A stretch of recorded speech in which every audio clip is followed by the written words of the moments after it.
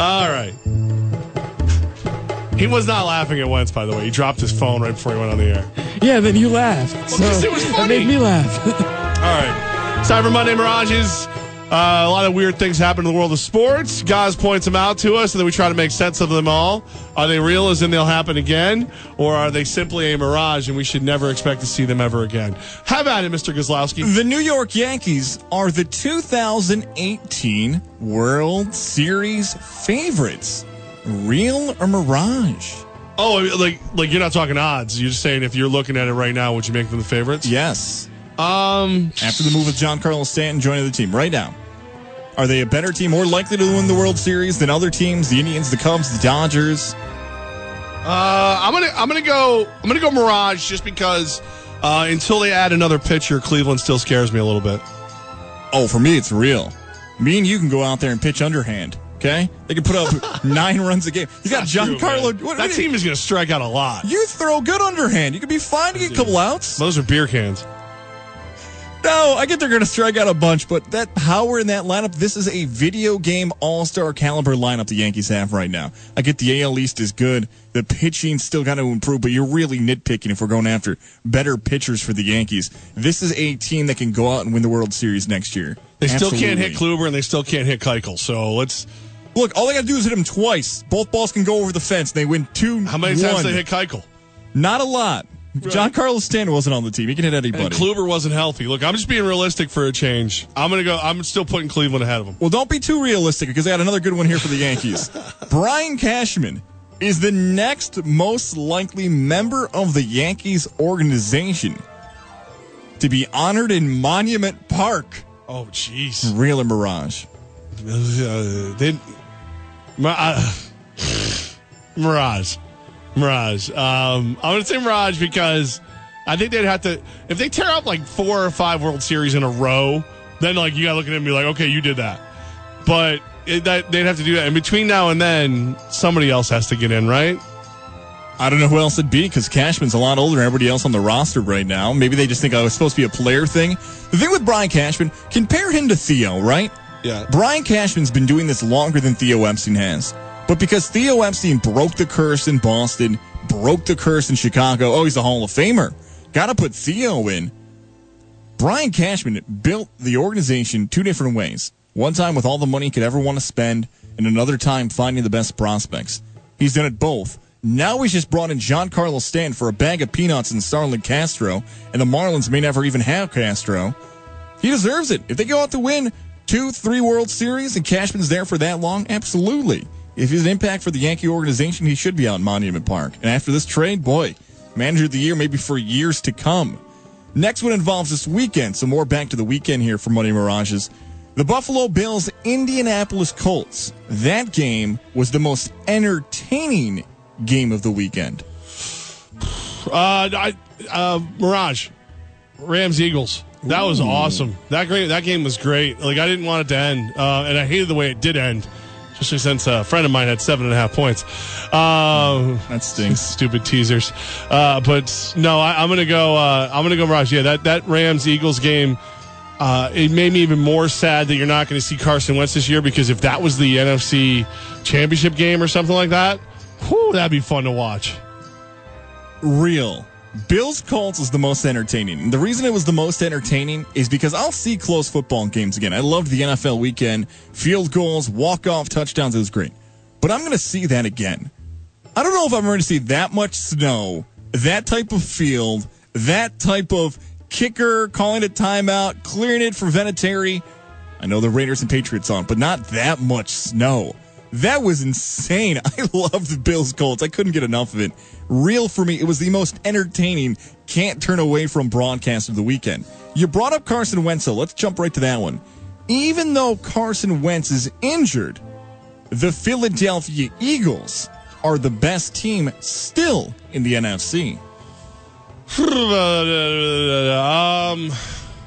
I thought it was Minnesota before what Carolina did to them.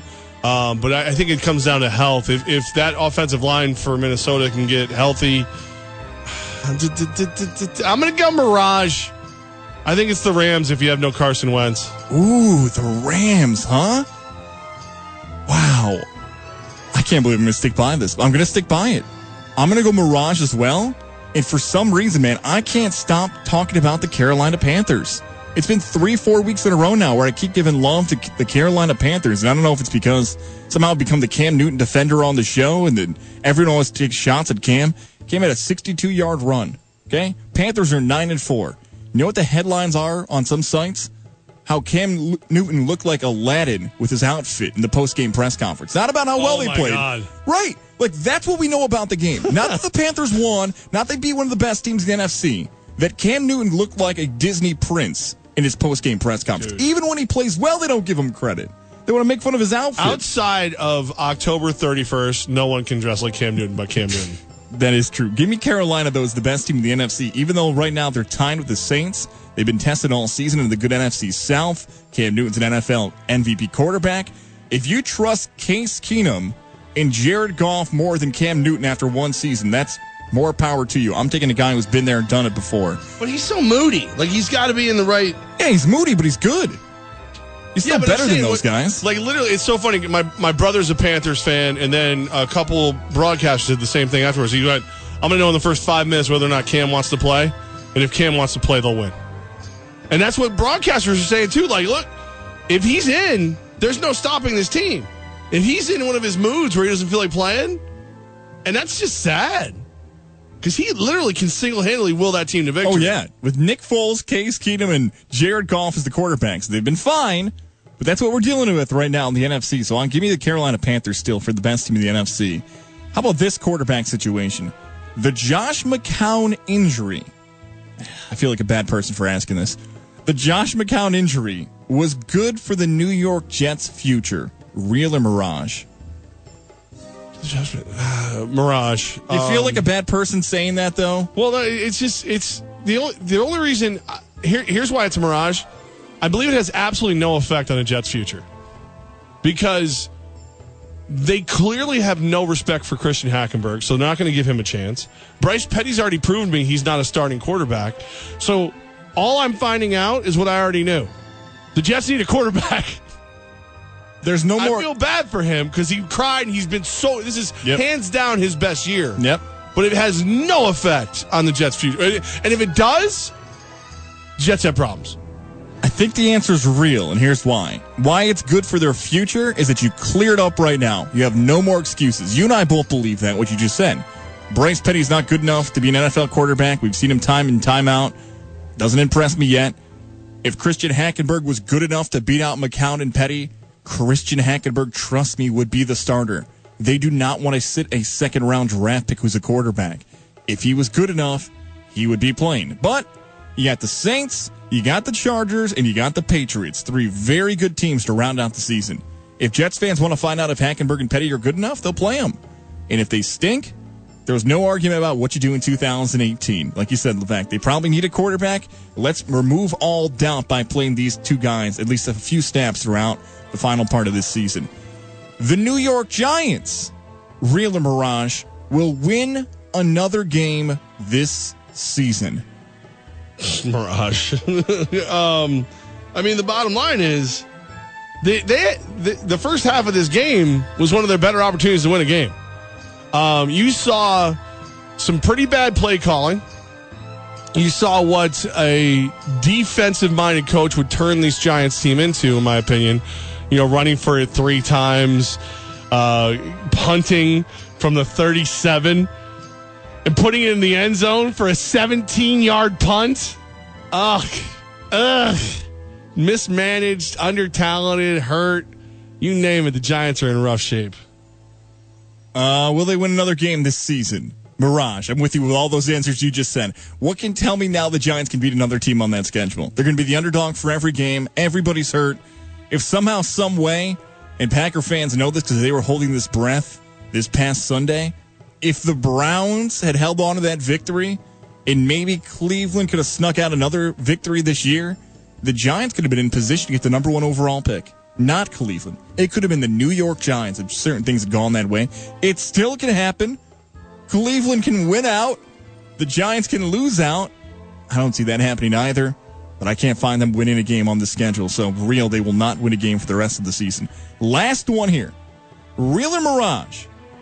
Get Out will win Best Comedy at the Golden Globes. Yes, the horror film directed by Jordan Peele today was nominated for Best Comedy or Musical at the Golden Globes. Who's up with it?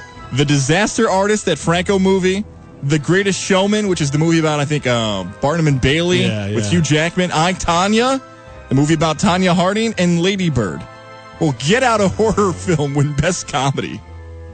Wow. I mean, it's probably the best movie of the group. I think it's, you know what I'm going to go? I'm going to go Mirage, because that Disaster Artist is, like, everybody's so big on it and its premise. Because it's, the story is this dude wanted to make the perfect movie, but he was so terrible that he made the worst movie ever, and people watch it, and it's like, they call it the Citizen Kane of bad movies? Yes. So and they say that Franco is amazing in it, so is his brother. So I'm gonna say Mirage. I think that one's gonna win. All right. Even though I haven't seen it, but I have seen Get Out. It's awesome. Yeah, and I think I'm actually going to Mirage as well because of it's a horror movie. Like, it's just hard for me to sit here right now and the Golden Globes say, and I get they have all these distinctions of what it should be classified as, but if you tell me one of the best horror movies of a long time is really laugh out loud funny and should be a comedy, that's just, no. Like, there's some funny horror movies, but they're not comedies. They're called campy. Right. No, it definitely had moments that made me laugh, but it also had moments that made me go like you in your stomach feel uncomfortable. Yeah, but it's not The Hangover. It's not Caddyshack. No, but it's better than Hangover 3. It's funnier than that. I don't know if that's saying much. Monday Mirage is real. It's over. All right. I got a reel for you as well. JP Bruno's, Glens Falls, South Street. That is where you will find my boy Jared. He's set up at the table. He's going to get you signed up for a qualifier to the Super Bowl. It's the Bud Light Super Bowl send-off. And at JP Bruno's right now, 50-cent wings, 50-cent clams, and a bucket of 4 buds for $12. You got to love that.